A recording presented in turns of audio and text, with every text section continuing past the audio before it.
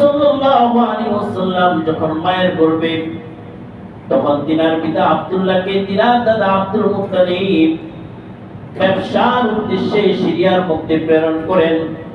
মক্কা থেকে ব্যবসায়ী দল যখন সিরিয়ার উদ্দেশ্যে যায়, তখন তাদের সঙ্গে আব্দুল্লাহ যান। ব্যবসার কাজ শেষ করে আসার মধ্যে আব্দুল্লাহ অসুস্থ হয়ে পড়েন।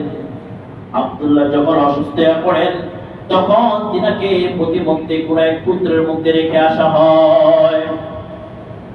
কোন কোন বর্ণনার মধ্যে পাওয়া যায় আব্দুল মুত্তালিব যখন নাকি বণিক দল মক্কার মধ্যে প্রবেশ করে, তখন পুত্রকে না দেখতে পেয়ে তাদের কাছে জিজ্ঞাসা করে পুত্রের খবর, যে আমার সন্তান কোথায়, আব্দুল্লাহ কোথায়। তখন আব্দুল মুত্তালিবকে বণিক দলের লোকেরা সংবাদ দেয়, আব্দুল্লাহ আসার সময় অসুস্থ হয়ে পড়ে অমুক জায়গার মধ্যে অসুস্থ অবস্থায় রেখে এসেছি। আব্দুল মুত্তালিব সাথে সাথে বড় ছেলে হারিসকে প্রেরণ করলো ওই জায়গার মধ্যে। ওই জায়গার মধ্যে গিয়ে দেখে আব্দুল্লাহ ইন্তিকাল করেছে আরো আগেই। ইন্তিকাল করার পরে দারুন নাবিগা নামক স্থানে তিনাকে দাফন করা হয়েছে।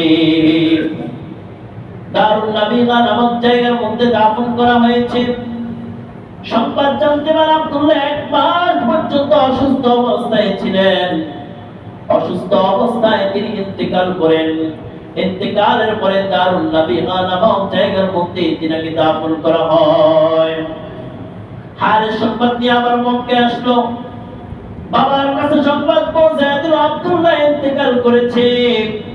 আব্দুল্লাহর ইন্তিকালের খবর শুনে বাবা আব্দুল মুত্তালিব অত্যন্ত শোকাহত হয়ে যান। শুধু তাই নয়, তিনার পরিবারের মধ্যে তিনার ভাই এবং বোন সকলেই শোকাহত হয়ে পড়ে।